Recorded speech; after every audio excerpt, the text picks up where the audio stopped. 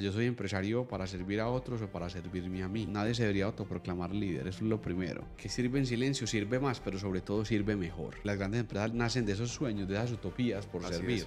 Que uno en la vida tiene que tener varias dietas, como dice el escritor Álvaro González Alorda. La dieta número 1 es la dieta en la alimentación. La dieta número 2 es la dieta intelectual. Esa diferencia entre servir y servirse, ¿cierto? Estamos de paso. Es que yo tengo que dejar mi nombre escrito, es que la gente me va a recordar. No, yo no soy ese insensato que se aferra en que cada uno es el capitán de su destino.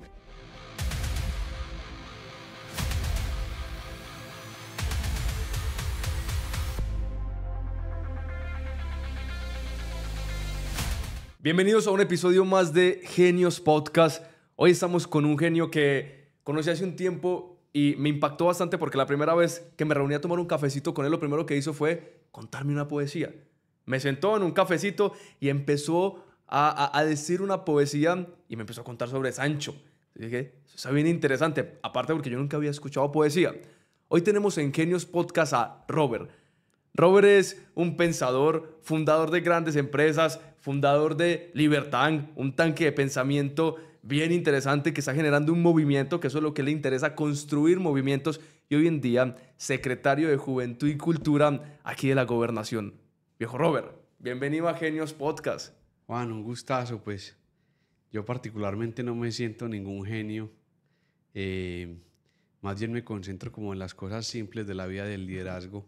Pero yo que te admiro tanto a vos, que sí me parece que tenés una carga muy fuerte de genialidad.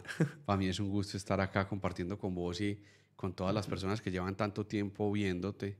Y en el fondo no, todo lo que vemos en ti cuando vemos las redes sociales no son esas enseñanzas sobre cómo hacer ads en redes sociales, cómo ganar dinero en redes sociales, sino que finalmente lo que vemos es lo que nos inspira de vos, tu capacidad pues de haber salido donde saliste y tu capacidad de cambio de mentalidad, tu capacidad de inspirar a los demás, lo que hace tu historia en el corazón de todos los que la conocemos, como un joven que nació en un barrio con pocas oportunidades logra lo que vos estás logrando hoy con tu emprendimiento, con tu empresa y cómo transformas tantas vidas. Entonces yo creo que estás muy equivocado vos si crees que todos te vemos porque nos estás enseñando a vender o a hacer ads en redes sociales, porque en el fondo lo que estamos viendo todos es tu corazón y tu alma y tu capacidad de salir adelante en medio de las circunstancias más complicadas y más adversas. Oye, viejo Robert, no, pues ya tú me presentaste a mí, ya me puse hasta rojo. No, gracias, viejo Robert. De hecho, por ahí podemos empezar. ¿Vos qué has visto? Porque empezamos con el tema. Cuando a ti te ven, obviamente una persona dice, "No, Robert llega así y dicen, ese es el gomelo, Robert nació en cuna de oro", pero es que no saben también la historia detrás. ¿Cómo es eso? ¿Verdaderamente vos sí naciste en cuna de oro o nada que ver? Pues como dicen por ahí, yo no gateé en tapete, como dicen por ahí. Okay. No tuve una cuna de oro en términos económicos, pero sí tuve una cuna de oro en términos familiares. Vengo de una familia de 5 hijos. 5 hijos. Un papá, como decimos nosotros, camellador, trabajador, soñador. ¿Qué trabajaba tu papá? Mi papá trabajaba en una empresa de plásticos. Okay. Que se preocupó mucho por algo puntualmente. Él no se preocupó pues por darnos lujos y que todos tuviéramos pues lo que tiene un pelado hoy, las oportunidades que tiene un pelado hoy del poblado de tener su carro propio a los 15 años, 18 años, sino que él nos dijo, la inversión que yo voy a hacer, la voy a hacer en educación. Entonces nos metió a todos a los mejores colegios que tenía la ciudad. ¿Pero él qué hacía en la empresa de plástico? Mi papá era el director de producción de una empresa de plásticos. De producción. De todas maneras, pues que 5 hijos para cinco pagar hijos, son 5 colegio. hijos, así es. Yo crecí en Simón Bolívar, digamos que un barrio muy bueno, pero pues no el barrio top pues que todos se imaginan pues que yo crecí. Además de eso, pues muchas anécdotas. Una familia, vuelvo y repito, de 5 hijos. Mi papá pues se las arreglaba para pagar el mejor colegio de esos 5 hijos, colegios costosos. Yo recuerdo que yo terminé el colegio y no habíamos terminado pues de pagar el colegio, entonces digamos que hice todas las gestiones. Siempre he sido muy bueno para eso, para relacionarme con la gente, para gestionar cosas. Entonces me dejaron sacar el diploma para presentarme a la universidad y luego tenía que devolver el diploma porque hasta que no pagara pues no me iban a entregar el diploma en el colegio. No, yo soy consciente de eso. Si alguien se dice, ¿no? Si uno necesita a alguien y no sabe cómo llegar, llamen a Robert. Ah, bueno. Entonces eso es lo que te digo. Los primeros años de universidad, pues mi papá me ayudó, pero luego terminé la universidad con ICETEX. Ok. Que inclusive, cierto, siempre tengo dificultades. Yo escribo en La República y en CNN. Ok. Alguna vez un amigo de la universidad me atacó pues por redes sociales porque pues que yo era una persona que no sentía empatía, que porque había crecido en la riqueza. Entonces aproveché y a veces hasta me da ganas de enmarcar ese pasisalvo del ICETEX, que a veces es bien complejo tenerlo porque el logro no es haber terminado la universidad, sino haber podido pagar el ICETEX. Así Entonces, vuelvo y te repito, crecí en cuna de oro, pues no crecí en una cuna de oro en términos económicos, pero sí crecí en una cuna de oro en términos familiares, unos papás extraordinarios, una mamá pues de otro nivel y unos hermanos también, pues que finalmente terminaban componiendo una familia que es una empresa. Mi mamá se enfermó, mi mamá estuvo casi 3 meses en coma cuando yo estaba terminando la universidad. Y en términos también humanos entendí que cuando uno le hablan de empresa o uno habla de industria, yo ahora que estoy manejando la cultura de Antioquia, entonces hablo de industria creativa y los agentes culturales, muchos de ellos se ofenden que cómo le va a llamar a la cultura industria. Y así mismo le llamo a la familia es una industria, es una empresa. Y lo digo en términos humanos porque cuando mi mamá se enfermó, que las mamás en la casa terminan siendo el núcleo y el centro de la casa. Entonces te pongo un ejemplo, la semana nos cortaron los servicios, arrancaron a pasar ese tipo de cosas que uno decía quién lo hacía, que era algo que parece muy básico, pero que mi mamá siempre cumplía con esa labor. Entonces, vuelvo y repito, el concepto de familia como empresa. Claro, porque es que si vos ahí puedes, como una empresa, tener tu colchoncito, que es lo que uno hace. A ver, si me pasa algo, debo tener 6 meses de colchón de los gastos de la empresa para responder. Claro. Si uno lo llevara como una empresa, debería tener esos 6 meses de costo de vida para que si alguien de la familia, que es el principal responsable de todos los gastos, se enferma, no pueda pasar lo que vos decías. En una semana ya Totalmente. no sabíamos qué hacer. Pero además en términos empresariales, digo yo, y de familia era, bueno, mi mamá se enfermó, ella era el centro de la familia, pero bueno, somos 5 hijos, mi hermano mayor, usted hace esto, usted hace lo otro, usted hace lo otro, nos dividimos las tareas de la casa, usted entonces va y cuida a la mamá por la mañana, usted cuida a la mamá por la noche, mi mamá pues pasó todo ese tiempo en cuidados intensivos, entonces casi que todos nos compartimos las cargas de la casa, sobre todo para poder cuidar a mi mamá y también en un momento difícil también acompañar a mi papá, ¿cierto? Y recuerdo que inclusive mi papá me decía, yo le decía, papá, ¿cómo te sientes? Pues porque uno lo veía muy fuerte y me decía, una enseñanza además para todos, que el que tiene el timón no puede flaquear. No, yo tengo el timón. pero lo que tú me estás diciendo es, no puede flaquear porque es lo que entendemos nosotros, o sí debería como de sentirse también un poco frágil, entre comillas, por así decirlo. Igual ahorita vamos a hablar de ese tema de la concepción del líder, pero imagínate una mamá, pues como la mamá de cualquiera de los que estamos acá, en coma 3 meses. Entonces mi papá decía, no, es que yo tengo el timón en mis manos. Cuando pase la tormenta hablamos. Por el momento no puedo flaquear, no puedo soltar el timón, me decía él. Pero en conclusión es eso, esa conversación y también esa apreciación tan equivocada de muchas personas de que detrás de esas redes sociales que ven, en donde ven personajes con éxito o ven un montón de temas, detrás de esas personas no hay tormentas, es una concepción absolutamente alejada de la realidad. Así es, Juan. Oye, tú vendes a tu papá como un superhéroe, ¿no? Así es. ¿Cuál fue de esos valores más importantes que te enseñó esa empresa de tu familia? ¿Qué es lo que ellos hicieron? Funcionaba tanto como una empresa que tu papá se la pasó 18 años invirtiendo para ver el retorno. Sí, Usted claro. era un empresario con los hijos. Así pero es. ¿cuáles fueron como esos valores principales que hacen que hoy día seas la persona que sos? Mira, yo cuando me haces esa pregunta, como que uno podría responder muchos valores, pues, que sobre todo se dan con el ejemplo. Por ejemplo, el primer valor es que más importante que cualquier enseñanza o cualquier palabra, es como dicen por ahí, lo más importante es fray ejemplo, el ejemplo. Me enseñó el valor del ejemplo y la coherencia, ¿cierto? Es un papá absolutamente coherente con sus principios de vida, con sus principios también espirituales y con su recorrido pues en esta existencia. Okay. La coherencia de vida, digamos, es uno de esos grandes valores. El segundo valor es también como a ver la familia por encima de todo, inclusive por encima también de las utilidades económicas, a ver la familia como un bien como supremo, ¿cierto? Que recoge todo, pero que además yo siempre, y a veces lo pensaba como joven, mi papá hubiera podido ser una persona rica. Claro, O sea, si se hubiera ahorrado todo lo de los pagando 5 hijos en la universidad, imagínate. 5 colegios, pero del colegio más costoso de Medellín, 5 universidades, pero además todo lo que hay detrás de eso, pues, ¿cierto? O sea, desde la alimentación, Así etcétera, etcétera. Entonces yo muchas veces pensaba eso. Mi papá hubiera podido ser rico, es. pero a veces la riqueza no es el camino a la satisfacción. Él escogió el camino de la familia, que es el camino de la satisfacción del alma, ¿cierto? Y no quiere decir que uno no pueda tener esa doble combinación, pero mi papá venía, el papá de mi papá fue un arriero. Okay.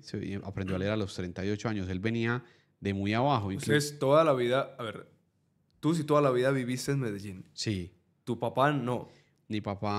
Mi abuelo era de un pueblo que se llamaba Ebéjico, Antioquia. Ebéjico, Antioquia. Y conoció a mi abuela sacando mercados en la plaza. Mi abuelo sacaba mercados. Creo. Y digamos que gran parte de su juventud se la pasó en lo que llaman en Antioquia como un arriero, ¿cierto? Sí. Que era una persona que llevaba a lomo de mula una carga de un pueblo a otro. Esa era la profesión de mi abuelo y luego llegó acá a sacar mercados en la plaza y pues ahí conocí a mi abuela. Entonces mi papá venía de muy abajo, inclusive que también te lo he escuchado en ocasiones a ti, mi papá muchas veces me dice como que, mijo, yo me encargué de llevar la familia de este punto A al punto B, usted lleve la del punto B al punto C, porque, cierto, y uno también ve en la vida que lleva hoy, pues, y también en sus ojos también, ve también como el cansancio también de una vida entregada, de una entrega absoluta. Así es. Y un valor importante es el trabajo, ¿no? El trabajo y la entrega. Trabajaba. No, era mejor dicho, un animal para trabajar, como decimos nosotros. Pero sobre todo el valor de la entrega. O sea, vale la pena entregarse. La entrega total. Inclusive vos como empresario y nosotros como empresarios, muchas veces haz la pregunta. O sea, yo soy empresario para servir a otros o para servirme a mí. Ese justo era el tema que te iba a decir. Lo hablábamos en la cena que tuvimos hace un par de días y es, claro, está muy de moda servir, porque obviamente las empresas, como nosotros decimos, no, les servimos a nuestros clientes. Claro. Obviamente es como que un lema del que se han apropiado muchas empresas, me estoy incluyendo ahí, de no, servimos a nuestros clientes, pero ahí justo debatíamos ese tema para que lo toquemos. ¿Qué es servir? ¿Y cuál es la diferencia entre servir y servirse, que era lo que mencionabas? Digamos que nunca de esas conversaciones que tenemos nosotros en donde salen temas que uno nunca se ha pensado ni se ha cuestionado, ¿cierto? Esa diferencia entre servir y servirse, ¿cierto? Y yo creo que esa diferencia también marca un poco esa brecha con el verdadero líder. Inclusive hace poco leía una columna de David Escobar, el director de Confama, que qué bueno que lo taguemos en este comentario. ¿Qué nota? Ahí lo tagueamos, ¿no? Que es una persona con la que tengo la posibilidad de compartir muchos temas, y esa columna sí que la compartí con él. Entonces él decía que en nuestra sociedad nos acostumbramos a llamarle líder a una persona porque tiene reconocimiento, hasta una persona porque mueve masas o porque, ¿cierto? Porque y nada que es ver protagonista con un líder. de algo y nada que ver con un líder. Entonces ahí entramos en eso de servir y servirse. Y decíamos, ve, ¿yo por qué sirvo? Yo sirvo porque quiero más plata o porque quiero reconocimiento. Hay muchas personas que sirven simplemente por reconocimiento, ¿cierto? Y entonces sirven por reconocimiento y cuando el conocimiento no llega, la frustración es total.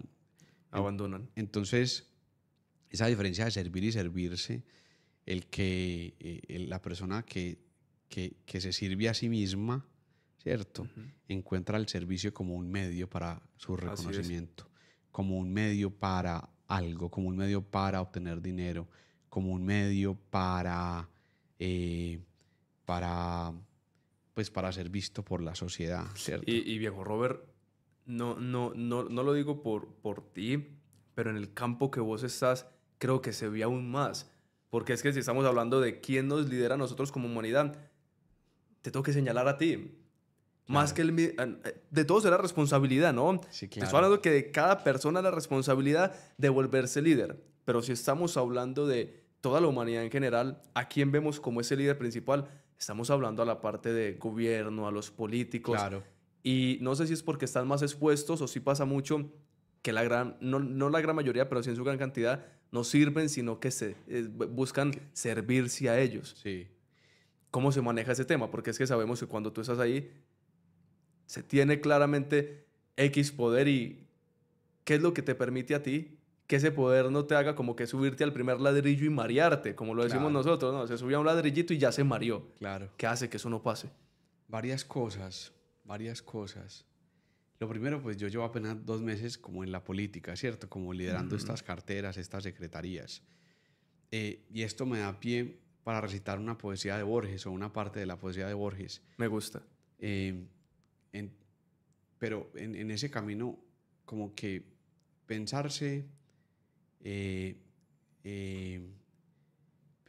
que uno es igual a todos, ¿cierto?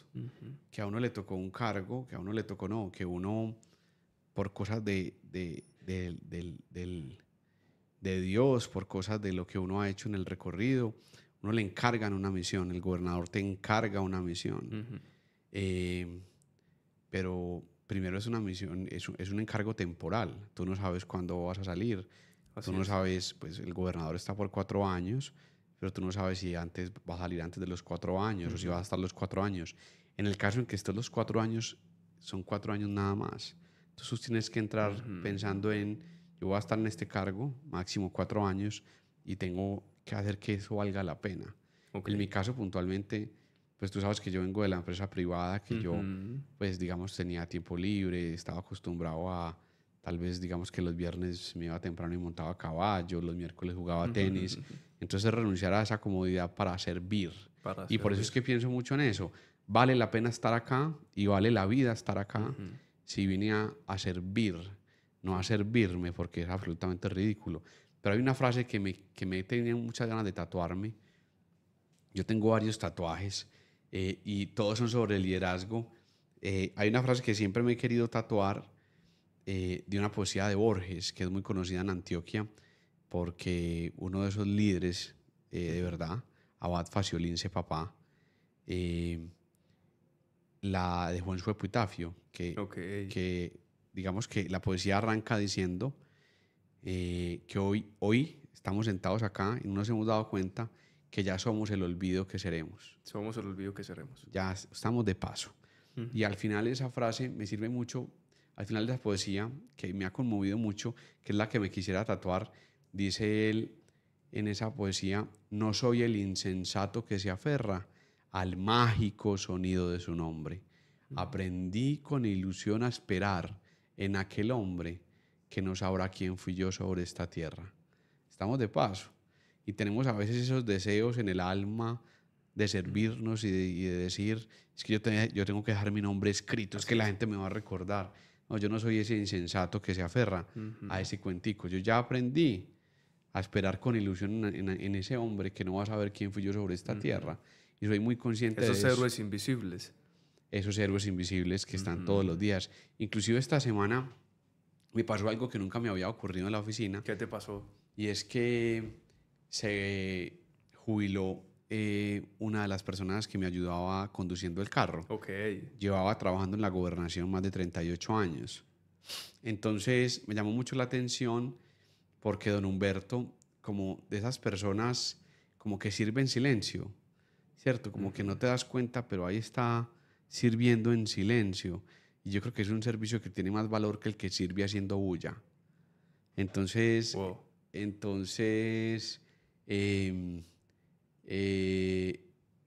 estábamos... Le hice ¿Tú crees eso? Sí. Sí, es más probable que don Humberto, que es el conductor de donde tú estás, sirva más que una persona que está afuera haciendo bulla, mostrando lo que está sirviendo. Y es que yo creo que el que sirve en silencio sirve más. Sirve más. El que sirve en silencio sirve más, pero sobre todo sirve mejor. Sirve mejor. Porque no se está sirviendo a sí mismo, sino que está sirviendo desinteresadamente al otro. Y ojalá la sociedad, y seguro la sociedad está llena, yo creo que, es más, yo creo que esos hombres verticales son los que mantienen a la sociedad relativamente sana, esos que en silencio sirven.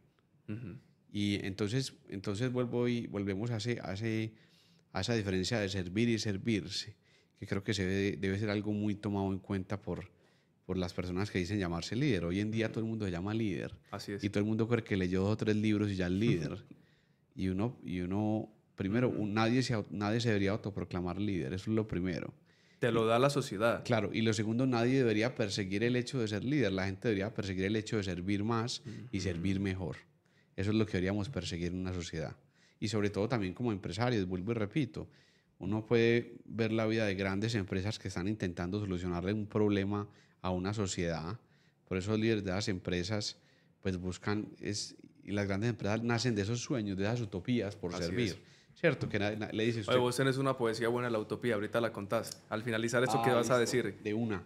No, que en conclusión, si uno ve la historia de las grandes empresas, persiguieron utopías de servicio, de servir. Yo quiero solucionar este problema, yo quiero hacerlo así. Y aún contra todos los pronósticos, toda la bulla, toda la tormenta, sacaron esa utopía de servir adelante, ¿cierto? Y la frase de la utopía y la poesía de la utopía es la siguiente. Hay un autor que se llama Eduardo Galeano. Eduardo Galeano. Tiene un libro muy crítico, pero muy leído, que se llama Venas Abiertas de Latinoamérica. Entonces, él tiene varios compendios donde escribe sobre la utopía, inclusive tiene una poesía sobre la utopía. Y entonces acá estaba justamente en Cartagena, es un autor muy reconocido, y un joven irreverente, como lo somos todos, levantó la mano y le dijo, vea, maestro, es que usted habla mucho sobre la utopía, que la utopía. Hermano, ¿eso para qué sirve?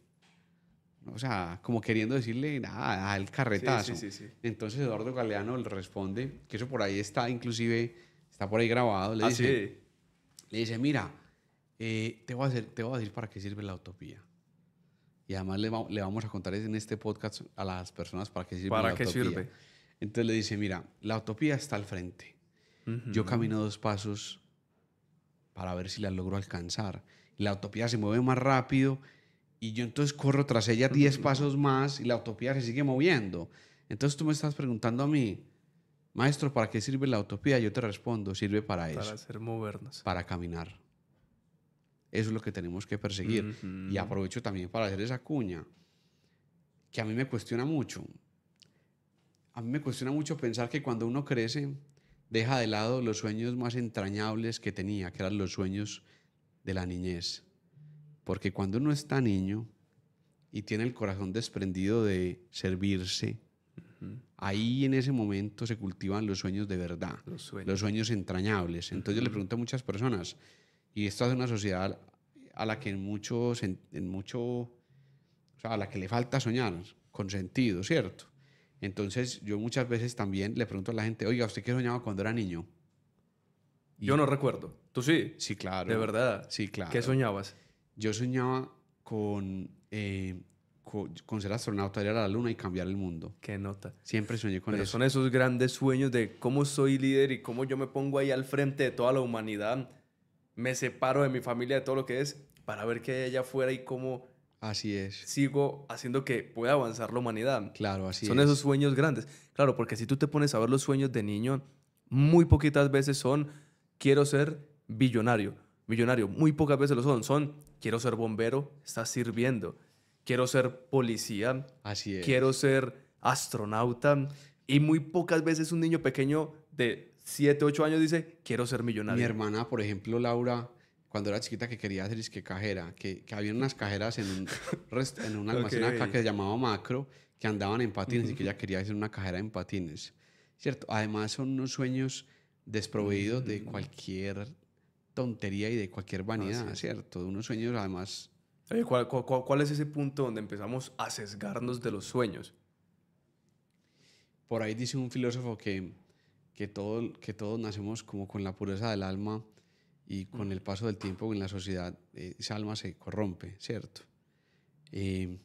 Yo creo que ese momento llega cuando nos chocamos con la realidad de la vida y de la existencia, que está llena de dificultades, cuando perdemos como esa pureza del alma y vemos que en la sociedad también hay maldad. Así es. Y esa maldad a veces es tan grande que nos hace pensar que en esta sociedad en la que vivimos, pues que no hay salvación, que nada se puede cambiar. Entonces perdemos, como cuando vemos eso tan grande, que se hace ver muy grande, pero que en el fondo lo bueno es más, cuando nos concentramos en eso malo, como si fuera lo más grande, perdemos como esa capacidad de soñar que es posible cambiar el mundo, ¿cierto?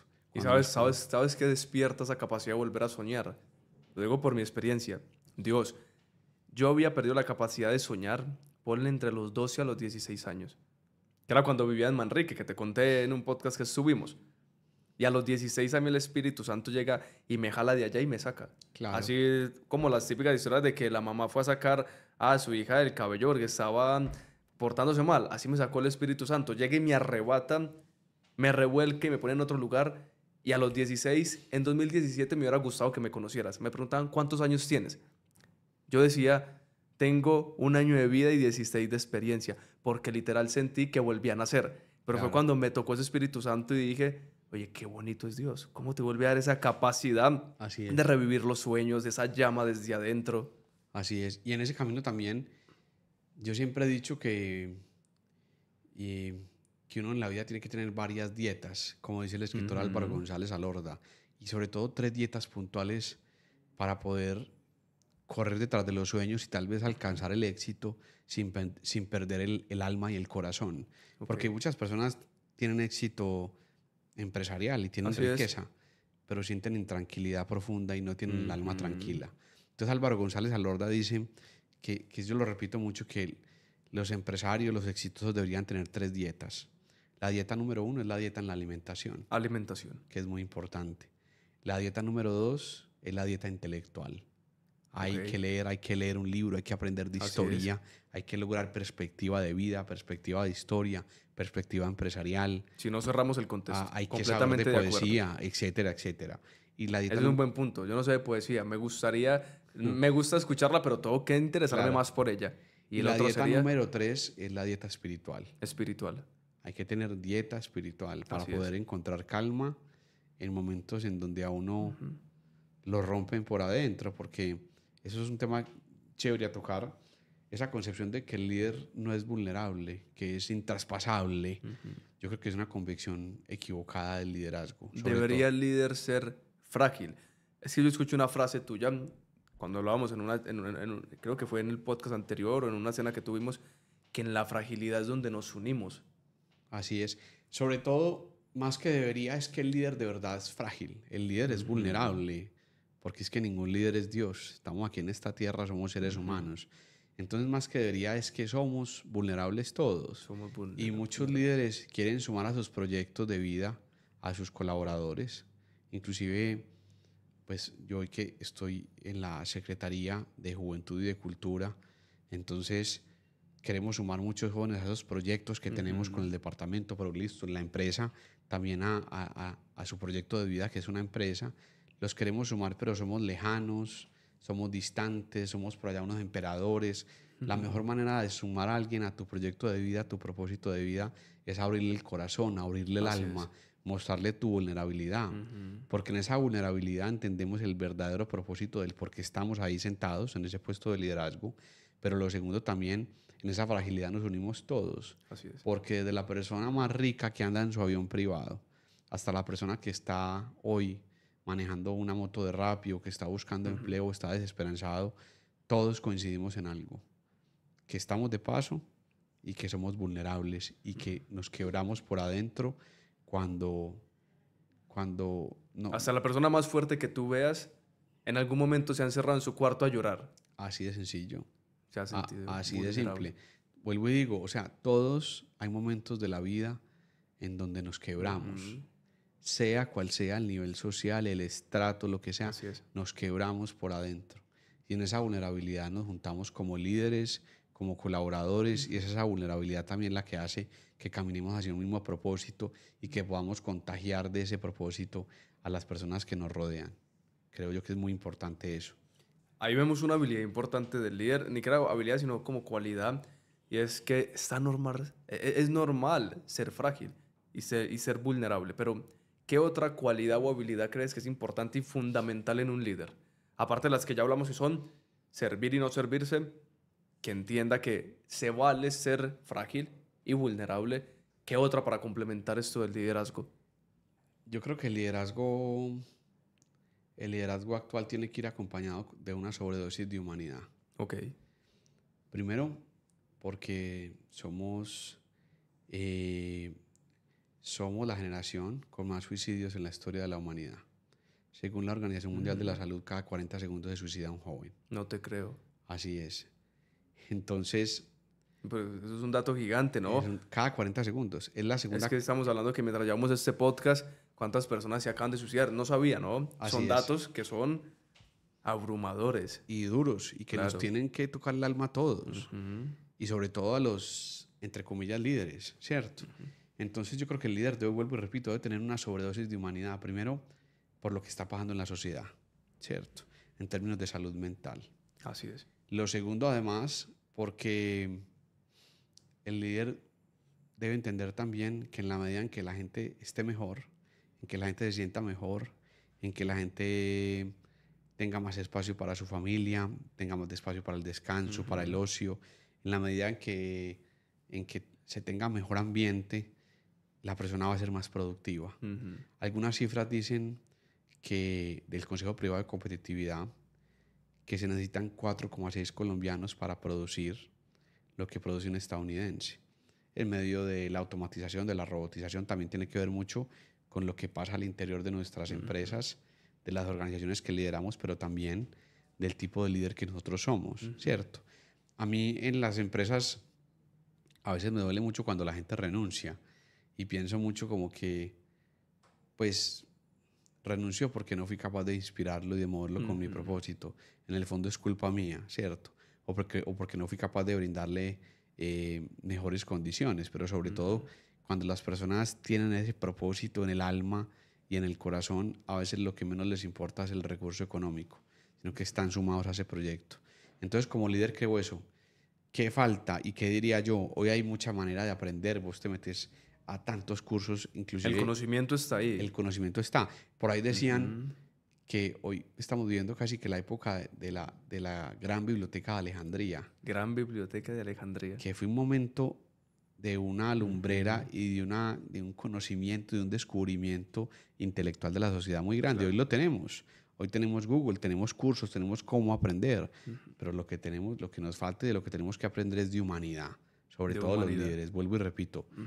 Hoy no podemos medir la gente igual en términos de indicadores. Hoy tenemos que comprender.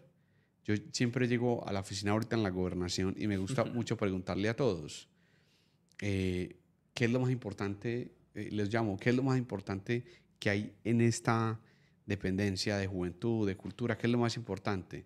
Entonces todos se miran, pero ya aprendieron. El buen ambiente. Mantener el buen ambiente. El buen ambiente se mantiene en una dependencia, en una empresa, a punta de humanidad. Entonces a mí me parece que hay que imprimirles ese sello. Por eso también digo, como le dice Eduardo Salazar, también un escritor y un estratega, que el líder de hoy debe ser líder y a la vez filósofo y humanista. A la misma vez, ¿cierto? No es el líder pues alejado de... que está encerrado, su oficina encerrado, sale 2 veces al día y se vuelve a encerrar. A mirar indicadores, a mirar un tablero, llama al de allá, esto porque está funcionando mal, llama al otro, sin preguntarle, ve, ¿cómo estás? Ve, supe que tu hijo está enfermo, ¿cómo sigue tu hijo? Ve, y en la oficina les digo mucho a ellos, oiga, pensemos, sobre todo en el campo laboral, pensemos que cuando alguien en la oficina nos trató mal, nos dijo algo maluco, nos ofendió y demás, tal vez ese día pensemos en el derecho de una cosa que se llama presunción de inocencia. Entonces, marquemos esa presunción de inocencia también en nuestro liderazgo, en nuestras empresas y en nuestras oficinas. Pensemos que ese que hoy llegó y nos saludó, que todo el mundo miró y dijo, este tal mala clase, seguro es porque ayer su mamá murió, o su hijo está en una dificultad muy grande, está enfermo hospitalizado, o su esposa está en una dificultad de salud. Claro, porque lo que nos separa es esa indiferencia de, pues, este llegó y nos saludó, entonces ya genera una barrera, entonces yo ya nunca lo vuelvo a saludar y así se quedó el ambiente para siempre en la oficina. Pero si hay una persona que tenga, como tú dices, esa presunción de la inocencia y dice, ve, ¿qué más cómodo? Venga, tomémonos un cafecito, mira. Sí, Antes él se siente mal, le dicen, qué vergüenza que no saludé. Claro, o miraste cómo llegó y uno pensar, ve, ¿qué le habrá pasado hoy? Dios mío, ¿será que su mamá que estaba enferma hoy falleció? ¿O será que se agravó? Porque hay personas que no quieren hablar y que no quieren abrir su corazón. Pero el hombre llegó y se sentó ahí bien mala clase y no saludó a nadie y tiró la silla. Entonces la gente dice, ve, pero esto es mucho mala clase, ve este hijo de tantas, ve este berraco. Entonces yo le digo mucho a la gente, pensate que de pronto ese día le ocurrió algo que a cualquiera le tocaría el alma y cualquiera lo tendría así. Pensemos en eso. Eso nos sirve para mantener el buen ambiente de la oficina. Entonces vuelvo y repito, humanidad, humanidad, humanidad en todo sentido y humanidad para servir y no para servirse, ¿cierto? Eso es lo que debe hacer el líder. Juan, sin dejar de lado lo otro. Dejar de lado lo otro es que las utilidades no tienen nada de malo. Si usted es empresario, ¿cierto? Usted tiene que ver cómo hace para que su empresa se pueda mantener en el tiempo. Claro, pero es entender que no están separados. Así es. No está separado del ser humano del dar buenos rendimientos en la compañía. Inclusive si este podcast lo están escuchando algunos que tienen un corazón meramente utilitarista y que ven en el otro un simple medio, pues también les sirve a ellos pensar que en la medida en que sus colaboradores estén mejor, estén en un mejor ambiente, se sientan mejor tratados, van a ser más efectivos en su trabajo, van a ser más productivos. Vuelvo y lo repito, el Consejo Privado de Competitividad dice que para producir lo que produce un estadounidense, 4,6 colombianos se necesitan. Así es. Oye, ahí hay una pregunta interesante. Tú que tienes tantos datos en tu cabeza, a mí me pasa algo y no sé si es que lo veo o es que no me he interesado en investigar más en esta generación. Yo confío mucho en mi generación. Somos una generación increíble que tiene un montón de cosas por hacer, está haciendo cosas extraordinarias, pero lo que sí no veo, y no sé si es porque no he profundizado más, a ver si eso me confirma, si es solo mi perspectiva, porque antes se veían más pensadores y hoy en día se ven pocos, porque si yo me voy a ver hacia atrás, vemos entonces grandes pensadores, filósofos, entonces nos vamos a ver Aristóteles, Sócrates, etcétera, etcétera, etcétera. Pero hoy en día el foco como que ya no son ellos, sino que es el millonario, que tiene mucho dinero, pero no sé si verdaderamente es un gran pensador, que muchos sí lo son. Pero anteriormente había más pensadores que hoy en día, ¿o no? ¿O es solo mi perspectiva? Yo creo que hoy hay grandes pensadores que la sociedad no conoce. Grandes pensadores que no conocen. Como esos héroes ocultos. Pues, digamos que pues a ese nivel tal vez uno no lo sabe, pues igual hoy hay más escritores, hoy hay más difusión de conocimiento, aunque sigamos con los datos, Colombia es un país muy pobre en términos de lectura. Un colombiano en promedio se lee 2,7 libros al año. Imagínate. Es realmente pobre. Y cuando un CEO en Estados Unidos está leyendo promedio 45, 50 libros por año. Wilder, que también, chévere que ponerlo aquí en este podcast, Wilder, que es una hondanada de esperanza y de Wilder es el fundador de Action Black. Wilder, el fundador de Action Black, es una persona que está leyendo más de 90 libros al año, ¿cierto? Imagínate. Entonces yo creo, primero, lo primero que te diría es, si hay pensadores, si hay gente pensándose cosas, solamente que... Pero ya son héroes más ocultos. No hacen tanta bulla. Hay un académico en EAFIDE, en la de Antioquia, en cualquier universidad en el mundo, escribiendo grandes cosas, solamente que como no la sacan redes sociales y le hace bulla, pues la gente no la conoce. ¿Y crees que eso está bien o sí debería como de haber un foco en ellos?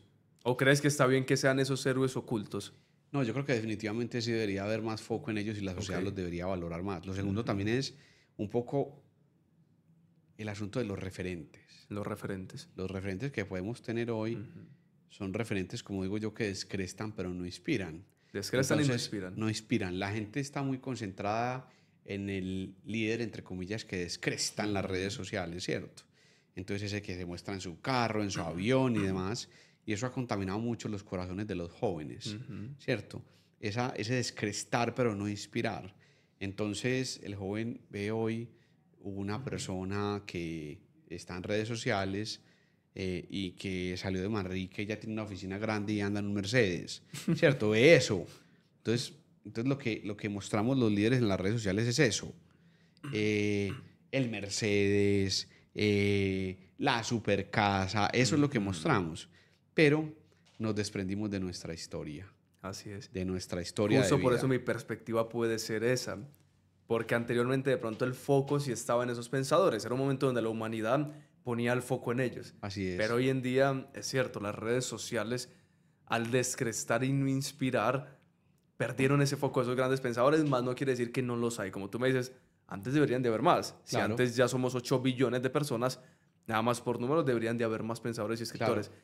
Falta es como saber o mostrarles a ellos cómo pueden tener el foco, porque hasta tú te pones a ver. Y esos grandes héroes invisibles terminan colocando todo público, gratis. Claro. Y es lo que puede cambiar el mundo, pero público y gratis, y lo terminan viendo 5 o 10 personas. Claro. ¿Cómo podría poner el foco para que ellos entiendan que pueden también conquistar el mundo sin necesidad de de servirse a ellos, simplemente Claro. hacer lo que hacen más masivo? Y eso además también, porque muchos de esos escritores son personas que ya, a la que ya el paso del tiempo pues los ha tocado, o sea que son personas de edad.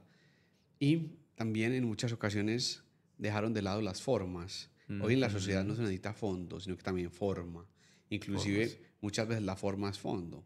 Entonces yo lo digo, por ejemplo, en muchas circunstancias en las empresas me llegan con muy buenas ideas, ¿cierto?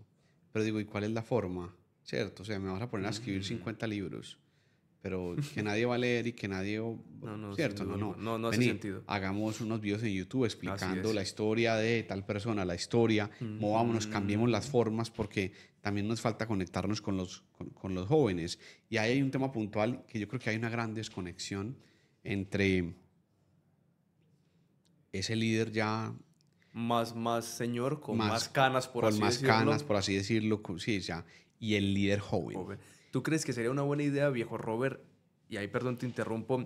¿Crees que sería una buena idea que los jóvenes como nosotros, tengo 23 años, entendamos que hay un gran conocimiento de pensadores que no tenemos y que ellos también necesitan gran parte de nosotros que perdieron esas formas de hacerlo? Y, por ejemplo, esta idea, agarrar 500 jóvenes y juntarlos con 500 pensadores.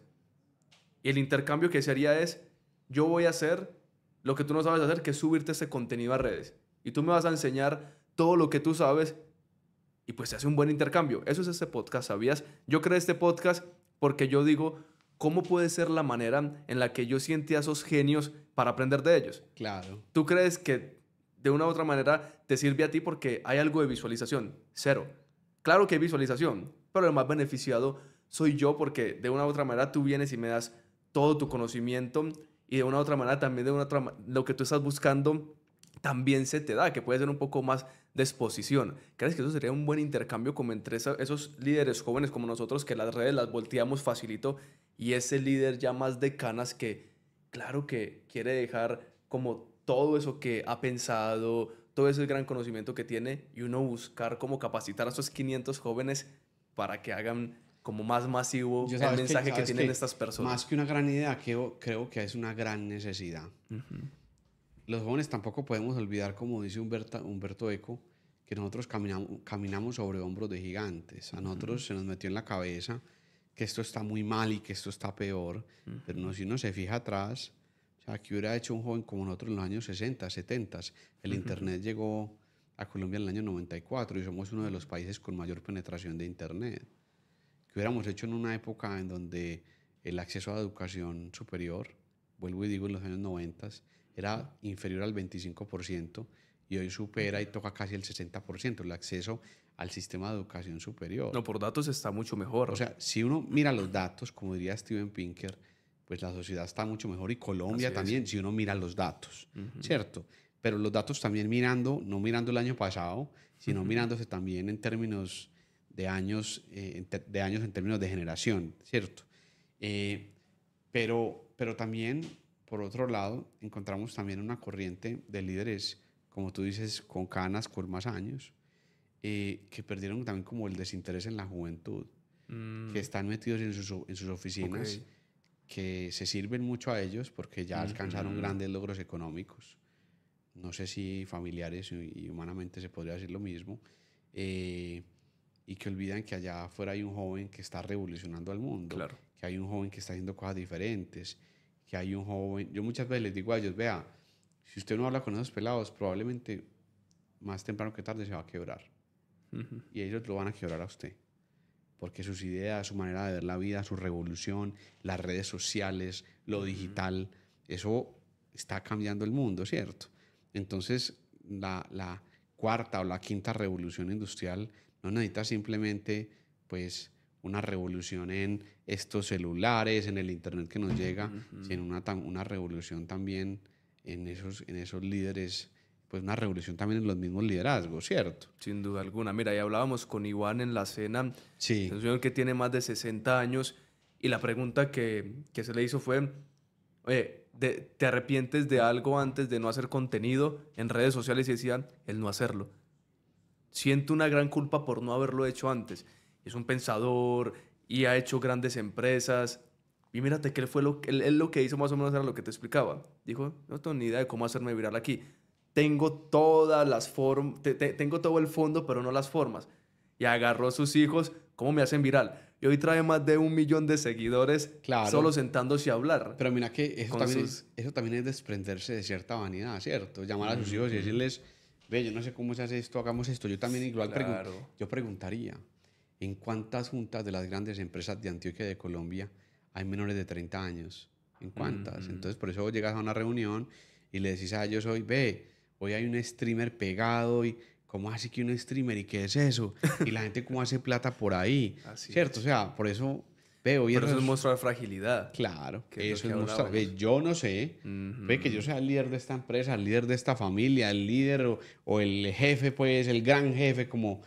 Pero pues yo no sé hacer eso, me vas a colaborar, ayúdame, porfa. ¿Cierto? Es un poco desprenderse de ahí, de esa visión. No, eso me parece demasiado interesante, pero ¿qué puede hacer que esa brecha se acabe? Yo como joven, estoy hablando yo como joven, ¿qué hago yo para que esa brecha se acabe? No esperemos a ver qué hacen los más adultos de más canas. Claro. ¿Qué hace uno para que esa brecha empiece a ser cada vez más pequeña? Uno como joven, es que vos sí estás en los dos. Claro. Vos estás, por ejemplo, con personas que pueden ser o el director, presidente de una gran compañía gigante, o también estás con el joven que está ahí haciendo arte o que está haciendo algo interesante en la parte digital y los comprendes a los dos. ¿Cómo hacer para cortar esa brecha? Desde los jóvenes, ¿cierto? Me estás diciendo. Sí, desde yo como joven, ¿qué hago para cortar esa brecha? Dejar el juicio y perder la pena. A mí me ha servido mucho eso. O sea, ser atrevidos. O sea, si vos sos un joven y tenés una idea de negocio, así o así, y crees que eso puede ayudar a que Nubank sea mejor empresa, o a que Nequi, o a que Bancolombia, escribirle un correo al director, esperarlo en la salida, aprender a ser atrevido, tratar de ser un reverente, pero un reverente que no pierda el poder de la amabilidad. Un irreverente que no pierda el poder de la amabilidad. Un irreverente amable. Un irreverente amable. Entonces, a mí me pasó mucho.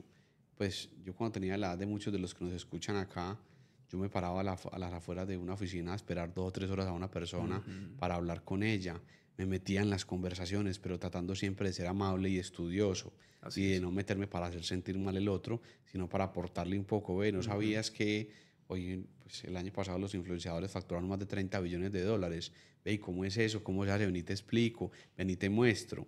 Pero hacerlo siempre con mucho respeto también, sin tratar simplemente de mostrarle al otro que uno sabe más, sino decirle, ve, yo te puedo aportar. Pero vuelvo y digo, quitar la pena. Le puedes escribir por ejemplo, el gobernador, que a mí me inspira mucho eso, el gobernador le contesta a todo el mundo. No te creo. A todo el mundo. O sea, usted puede ser un joven en cualquier lugar y el gobernador le va a contestar. Usted puede ser un emprendedor. O sea, nosotros como secretarios todo el tiempo estamos dispuestos y disponibles a eso, porque el gobernador, en medio de esa capacidad, que yo creo que eso habla mucho también de la grandeza del corazón, ¿cierto? Desde los embajadores hasta los emprendedores, un emprendedor en el Bajo Cauca, un joven, uno ve que el gobernador a todos les contesta.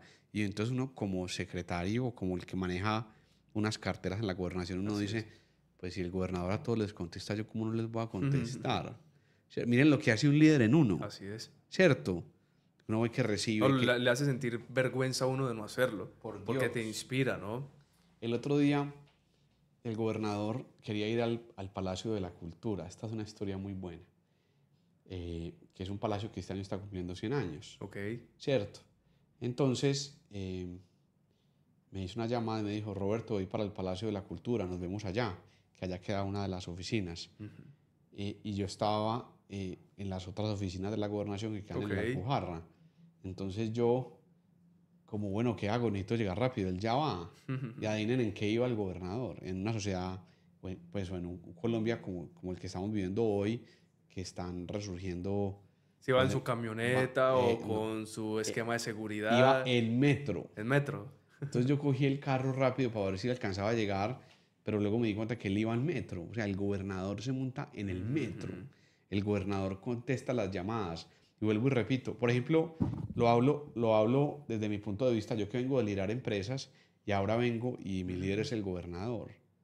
Eso es una enseñanza cotidiana. Así es. O sea, desde el saludo al señor que nos sirve en la portería hasta la de los tintos, pero luego se monta en el metro. Entonces uno, cuando uno ve un líder de esos, uno primero se siente pequeño, pero segundo dice, pues si el gobernador le contesta a todo el mundo, yo tengo que sacar tiempo para contestarle. Así es. Si el gobernador se monta en servicio público, pues yo que estoy diciendo, pues que me tengo que ir en el ¿Cómo carro. le vas a decir que llegaste tarde porque estabas en un tráfico? Así es. Ya no tienes la excusa para decirle. Entonces miren lo que hace un gobernador, un líder con sus liderados, ¿cierto? Cómo los hace ir cambiando y cómo los hace, ve, aquí se saluda a todos, aquí montamos en transporte público, aquí la consigna es la movilidad, aquí no se gasta plata de más, ¿cierto? Si el líder es así, pues vos no, y es así inspirador, porque no es impositor, sino más como esa inspiración que transmite para todos. Nos toca pues caminar a hacer un es que sí o sí toca hacerlo. Sí, toca seguirle el paso. Impone un ritmo de humanidad muy teso. Y a vos te toca moverte en esa humanidad para poder caminar al ritmo de una persona de estas. Mira lo que hace un líder en toda la gente.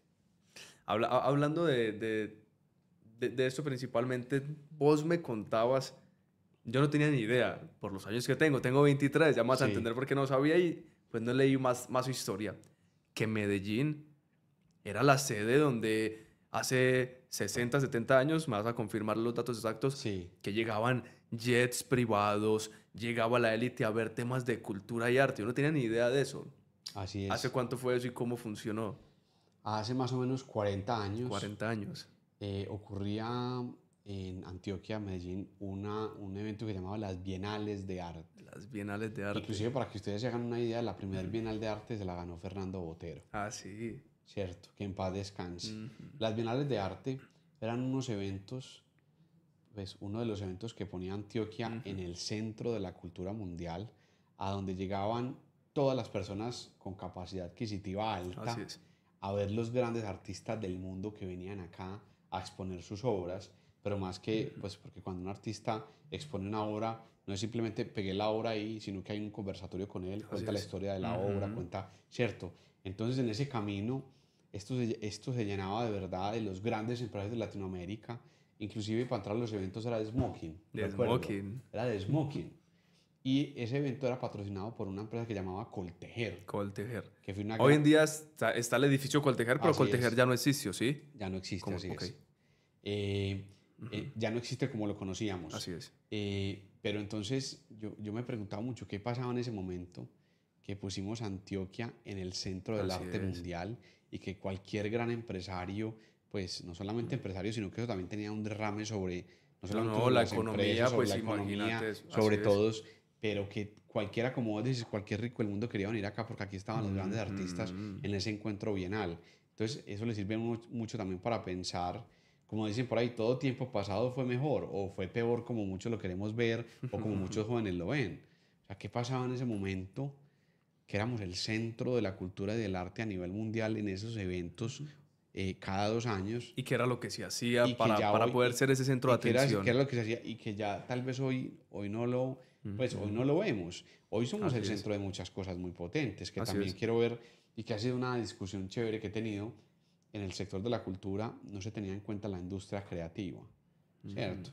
O sea, puede que, como yo le digo, y que tengo esa discusión a veces con algunos líderes que llamamos canosos, dice, ve, pero es que Karol G acaba de ganar un Grammy, pero es que mira Maluma, pero es que mira J Balvin, pero mira también a los raperos, mira todo lo que está moviendo esa industria creativa. Y probablemente ese señor que tú dices, el de Canas, el líder de Canas, de pronto hasta no entenderá que su hotel está lleno gracias a que esta muchacha ganó un Grammy. Así es, así es. Así Inclusive hay un estudio que lo recomiendo que se llama Antioquia Ambidiestra, que hizo Pro Antioquia y primero mostró, por ejemplo, Antioquia, si Antioquia fuera un país, sería el tercer país de la región con mayor inversión extranjera. Aquí en Antioquia pasan muchas cosas. Pues en ocasiones Medellín por días ha sido más buscado que Nueva York y que París en Google. Imagínate eso. ¿Por qué? Por la industria creativa. Así es. Porque una persona en una canción de reggaetón habló de Provenza. ¿Qué pasa en Provenza hoy en día? No, cualquier día que vos vas, no hay por dónde caminar. Así es. Es algo loco. Porque sale en una canción o porque salió un man hablando de una marca que llama Monasteri en una canción. Y entonces Monasteri hoy es una de las marcas de lujo. Así es. Creadas aquí en Antioquia, más importante de boutique en el mundo, o sea, de marcas de lujo. Entonces, imagínate lo que hace esa industria creativa. Pero es eso. Mírate que los que se dan cuenta o aprovechan esa oportunidad terminan siendo los líderes más jóvenes que ese líder, nuevamente de Canas, claro, que si con su experiencia entendiera que es frágil y se uniera con estos jóvenes, imagínate lo que estaría haciendo incluso en sus empresas. Sería una locura. Con su experiencia, porque yo tengo en la parte empresarial, te estoy hablando que llevo 3 añitos. Ahora imagínate lo que puede hacer este señor con sus 40 años de experiencia en la parte empresarial, juntándose con estos jóvenes de la industria creativa. Ahí está la verdadera revolución. Y ahí está también la herida más grande que tiene esta sociedad. Cómo generaron esa ruptura y cómo marcaron esa diferencia entre esos señores y esos jóvenes que son jóvenes soñadores, que son jóvenes que todavía persiguen esa utopía de la que habla Eduardo Galeano. Pero sabes que hay una responsabilidad nosotros. Yo trato de entender a los dos. Entonces me voy al señor más de Canas. Digo, ¿por qué puede separarse un poco de nosotros? De una u otra manera, siento que de cómo hemos visto las redes, de que está mostrando un gran carro o que está mostrando más descrestar más que inspirar, y como ese es el que tiene más viralidad, por así decirlo, claro, es el que de pronto ese señor de Canas tiene en su cabeza, y automáticamente se sesga hacia abajo. Entonces como que también había una responsabilidad nosotros de que nosotros como líderes jóvenes les mostremos que de una u otra manera, hey, hay mucha caña por cortar también por aquí. No de la manera en lo que ellos lo han visto, porque también de pronto se sesgaron con un par que de pronto no hicieron cosas tan chéveres, ¿verdad? Y se sesgaron por completo, que también viene responsabilidad de parte de nosotros de cómo buscar hacer las cosas bien pensando más en el largo plazo. Y nosotros como jóvenes dejar de pensar en que ese es un camino corto de 3 años y que hago en 3 años rápido buscando cómo afectar a otra persona. Entonces también hay responsabilidades de la parte de nosotros mostrar que tenemos cañaña, ¿no? Mostrar que también hay mucho por dar de este lado. Y las cosas se ganan, ¿cierto? Así es. Pues en términos empresariales muchas veces uno dice, no, es que el respeto se gana, ¿cierto? Eso no llegué aquí, yo soy MacGyver y Mandrake, Rambo y Batman, no. Las cosas, y tú lo que has hecho te lo has ganado y te lo has sudado, ¿cierto? Por un lado entender eso y tener razón, y por otro lado también desprenderse un poco de esa vanidad para poder un poco también comprender que hoy las cosas funcionan también de manera diferente y se hacen de manera diferente y se puede lograr de manera diferente. Entonces, ¿cómo haces para mantener, Robert, ese equilibrio entre... Trato de hacerme una idea, por eso te pregunto y necesito que me aconsejes. Entre ser empresario, entre ser Libertank, Like, si es Like, ¿cierto? Sí, así es. Así es, que junta la agremiación de influencers. Así es. Secretario, esposo, padre. ¿Cómo uno mantiene ese equilibrio entre todas esas variables? Se lo digo porque yo tengo una empresa y tengo obviamente mi pareja. No tengo hijos, no tengo más empresa, no tengo más responsabilidades. ¿Cómo mantienes ese equilibrio? Primero, no sé si lo mantengo, por lo menos lo persigo. Ok. ¿Cierto? Hay una utopía ahí. Cierto, lo persigo. Lo segundo, también, digamos que no siendo ese líder que quiere acaparar todo. ¿En qué sentido? O sea, yo en este momento en este momento mi vida es mi familia y ser el secretario de Juventud, de Cultura y manejar algunos temas de innovación. Esa es mi vida, ¿cierto? Okay. Yo tengo algunas empresas, algunos temas, pero tuve la tranquilidad de dejar esas empresas en un buen puerto con personas que tal vez son mejores en eso que yo. Así es. Mientras yo asumo esta responsabilidad y este cargo de servir, ¿cierto? Entonces, hoy primero mi vida es esa. Y hay que tener, vuelvo y digo, esas personas a las que uno pueda delegar, que sean mejores que uno. Eso es otra cosa de la diferencia entre servir y servirse. El que se sirve a sí mismo ve en los colaboradores como competencia. Una herramienta. Herramienta. Y si son muy buenos, se vuelven competencia y le toca echarlos, porque de pronto lo superan. Pero el que sirve a los demás ve en sus colaboradores, en sus empleados, la posibilidad de transformarles la vida a ellos y que ellos lo superen.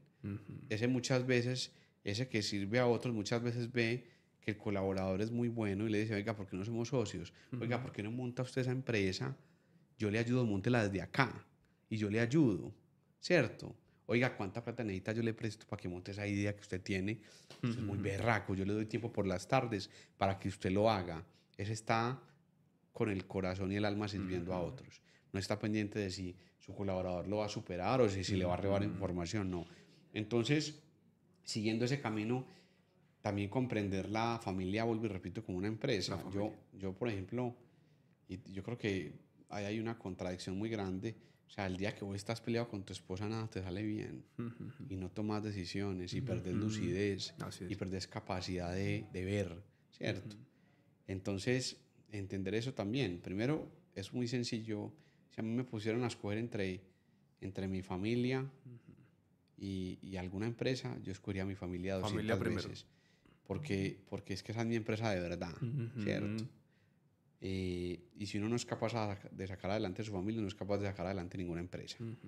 Eso es lo primero. Entonces, ser muy conscientes de, como digo yo, de esa escala de prioridades. Entonces, lo primero es eso, número uno. Lo segundo, tener capacidad de delegar y personas en las cuales se pueda confiar. Sí, no darle miedo que otro sea mejor que uno. No darle miedo. Las hay. Siempre habrá alguien mejor que uno y lo hace mejor, lidera mejor. Entonces, no darle miedo de que alguien sea mejor. O inclusive preparar a alguien para que sea mejor y que supere. Eso es aún más difícil, claro, ¿no? Yo te estoy preparando. Una cosa es que alguien sea mejor, otra cosa es yo prepararlo para que sea mejor. Yo pienso mucho en eso, ¿no? Es que yo tengo que preparar gente para que me supere muy rápido. Porque pues yo soy muy incapaz, ¿cierto? Soy un soñador, camellador, se la meto toda, le meto la energía, pero, ¿cierto? Yo también tengo muchos vacíos como líder, entonces, o como persona, entre comillas, que la gente llama líder. Preparar a alguien para que me supere, ¿cierto? Familia, delegar en personas, inclusive preparar a esa persona para que te supere rápido y sea mucho mejor. Y yo diría lo tercero también, como que ser muy consciente de los temas de los tiempos, que en eso yo fallo mucho, ¿cierto? O sea, de acá para allá es mi familia, de acá para acá es mi empresa, ¿cierto? O sea, ser muy consciente de esos temas de tiempos. Y cuando uno está con la familia, está con la familia. Debería ser así, debería dejar el celular a un lado, debería... Yo inclusive a mí me sirve mucho, y le decía algún día a un hermano, vea pues, cuando usted pasa la puerta de la oficina hacia afuera, cuelgue la mochila de los problemas y la deja ahí. Y mañana viene y vuelve y la cuelga. Pero si usted como empresario sale con una mochila, llega a ver la novia con una mochila, o va a explotar con una mochila, llega a la novia con una mochila, o sea, eso va a ser un desastre. Entonces hagamos una cosa, saliste a las 8 de la noche de la oficina, a las 7 o a las 11, simplemente coge la mochila y ahí la colgas. La colgas ahí, papá. ¿Cierto? Y mañana que llegues, pues ve y te la colgas. Pero mientras estás con tu familia, con tus amigos, mientras estás en otras cosas, para que de verdad puedas vivir y no simplemente existir, deja eso ahí colgado. Entonces, como si estuvieras en un podcast. Así Acá es. no hay interrupción. Aquí no hay nada. Coloca uno el celular a un lado.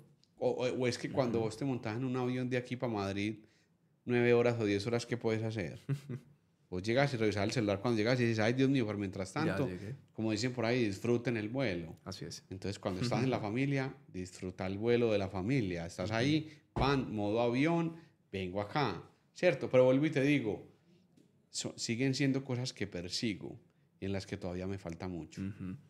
Qué buena respuesta. ¿Debemos de ser nosotros los responsables de nuestro futuro? ¿Sí o no? Yo al respecto también opino eso, y es, muchas veces delegamos en otras personas nuestro futuro, nuestras responsabilidades, ¿cierto? Inclusive yo creo que hay un error también en ver al líder como un dios. Como esa ya está, en Colombia pasa mucho eso, vemos los líderes como dioses. Entonces a ellos les otorgamos un montón de cosas que deberíamos tener nosotros, por las que deberíamos luchar nosotros. Y yo digo mucho eso, como dice Wilder también, que cada uno es el capitán de su destino, que era una frase de Mandela. Entonces creo que a Colombia también le hace mucha falta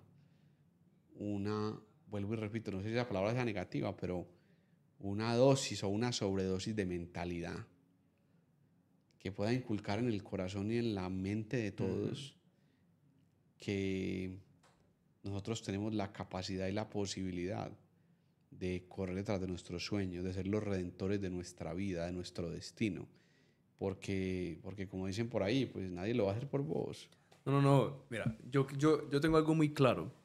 Si yo, Juan, pude hacer lo que vengo construyendo, ha sido algo medio bueno, cualquier persona lo puede hacer. De verdad. Porque, a ver, sí tocó difícil. Y yo digo, yo no era inteligente, viejo Robert. De verdad. Yo era caspita. Yo era medio caspita. Yo te he contado, yo era una caspita. Que caspita es como que sí, yo era el que mi mamá, a nadie me cuidaba porque peleaba con todo mundo. Y yo decía, me echaron de 3 colegios. Eso casi no lo he contado. Me echaron de 3 colegios precisamente por cansón. A ver, en el colegio sí me iba muy bien, pero terminaba rápido y me ponía de caspita. Claro. Entonces imagínate si así con esas capacidades que yo traía pude hacerlo porque otra persona no. Pero entendí que fue ese punto que tú estás diciendo. Es que yo me hice responsable. Yo no buscaba decir, es que este cabezón del presidente no hizo algo por mí, entonces yo me voy a quedar sentado. No, es mi responsabilidad. ¿Qué voy a hacer? Aunque sea el presidente, el que supuestamente debe estar a cargo, a mí no me interesa eso. Aunque sea mi mamá la que tendría que ser responsable, no debería ser responsable, soy yo, porque muchos también se quedan en que, no, es que como mis padres no me pagaron universidad, entonces por eso yo soy así. Completamente falso. Te cuento que yo salí de prestar servicio militar, no tengo ni idea cómo, y me conseguí una beca y estudié 4 semestres de ingeniería industrial. No tengo ni idea cómo. Y ahí yo era responsable y me la conseguía. Entonces me uno contigo en que la manera es una dosis de mentalidad para no tirar toda la carga hacia otra persona, porque es muy fácil. Claro. Y es hasta, como tú dices, cobarde, porque es uno decir, no, ahí dejo la responsabilidad. No, es que si no me va bien es culpa de mi jefe. No, es que si no me va bien es culpa del gobierno. No, es culpa tuya. Así es. ¿Cómo le inyectas esa dosis de mentalidad para uno decir, yo soy el protagonista de mi futuro y soy el responsable? Y eso hace que la sociedad cambie por completo. Porque Totalmente. te ayuda a ti como líder que estás ahí arriba a empujar a que las cosas sean más simples. Porque vos sos líder, más no podés como hacer directamente que la persona cambie desde adentro. La primera decisión está en nosotros. Así es. El líder se encarga de cambiar al que lo decide. Hey, sí, líder, estoy jodido. Ayúdame a ver qué puedo hacer. Soy responsable. ¿Qué me recomendás? Ahí viene el líder y entra y logra empujarlo. Así es. Pero no que el líder como que tenga que empujar solo. Porque por más líder que sea, empujar solo es muy difícil. Que inclusive en esta conversación me he dado cuenta que de lo que hemos hablado, yo tengo 3 tatuajes y yo creo que los 3 hablan de eso. Porque también en lo que tú dices, ser conscientes de que somos los redentores de nuestro destino, pero por otro lado ser conscientes también y que le falta mucho a esta sociedad y que yo he tratado de obsesionarme con eso porque también tengo ese chip, el chip del largo plazo. El largo plazo. Las cosas buenas llevan tiempo y son difíciles. Y en ese sentido, mira, es que... Mira, ¿Qué dice? Este tatuaje que yo tengo acá, que fue uno de los primeros que me hice, dice Peraspera ad astra, que yo creo que debe ser la vida de todos, por el camino rugoso, por el camino difícil, hacia las estrellas. Nada fácil vale la pena. Nada fácil trae cosas buenas. No hay que tomar atajos. Las cosas son difíciles, complejas y requieren tiempo. Pero también, como hablabas ahorita del líder, por aquí tengo otro. Studio di farti amare, non temere, que lo decía San Juan Bosco. Y que me lo repito mucho porque... ¿Qué traduce? Porque, ya te digo, porque en un momento no fui en los equipos esta persona que inspiraba y lideraba así. Dice, estudia di farti amare, non temere. Procura hacerte amar, lo decía San Juan Bosco, antes que temer. Y ahí vuelvo y repito la diferencia entre el servir y servirse, ¿cierto? El que sirve al otro de verdad, eso es a punta de cordialidad, de ese poder oculto que tiene la amabilidad, de entender al otro. Pero el otro que se sirve es un dictador, ¿cierto? A punta de miedo, a punta de tal cosa. Y el último que tengo acá de San Agustín, que yo creo que este es de los que más me mueve, y aquí tenía ganas de hacerme ese de Borges, dice que la virtud no es más que amar lo que debe ser amado. La virtud no es más que amar lo que debe ser amado. Así es, enfocarse en eso. ¿Amar qué? La familia. La familia. ¿Amar qué? El servicio del corazón. O sea, amar lo que debe ser amado, porque si tu amor es comprarte una DT mañana, eso es todo, o tener el último carro, o cierto, si eso se te vuelve tu vida, eso es también una vida en el fondo muy miserable. No, y que lo vas a conseguir, porque recordad que si eso vos lo pones en tu mente, claro, te vas a demorar un par de tiempo, pero se materializa. Pero cuando lo consigas, vas a ver que no estás lleno. Vacío. Ya. Así es. ¿Y entonces qué sigue? ¿Y cuál te querés hacer? ¿Somos el olvido que seremos? Quiero hacerme ese de ya somos el olvido que seremos, ya pero sobre todo que seremos. En esos cargos que uno a veces ocupa o las empresas, como que uno escucha mucho, yo tengo que hacer historia. Entonces esa última frase que dice, no soy el insensato que se aferra al mágico sonido de su nombre. Okay. Aprendí con ilusión a esperar en aquel hombre que no sabrá quién fui yo sobre esta tierra. ¿Cierto? Como que ser consciente de que actuar sin estar pensando en que voy a hacer historia y que todo el mundo me tiene que recordar. No, yo estoy de paso, yo vine aquí, ¿cierto? Entonces... Para ir cerrando en este tema, ¿qué mensaje tú le darías a este líder, verdad? Que puede ser un gran líder, pero este es el líder de canas. Estoy intentando cortar la brecha, ¿no? Sí. Recuerda que ese es el mensaje final, pero ¿qué le dirías a este líder de canas para buscar cortar la brecha de no juntarse con estos líderes jóvenes? ¿Qué le dirías a él? Para motivarlo a juntarse con esos líderes jóvenes. Para cortar la brecha. Le diría que él también fue joven. Y estuvo y se sintió en ocasiones incomprendido. Esas ideas que hoy lo hacen al grande, muchas de ellas vienen de su juventud.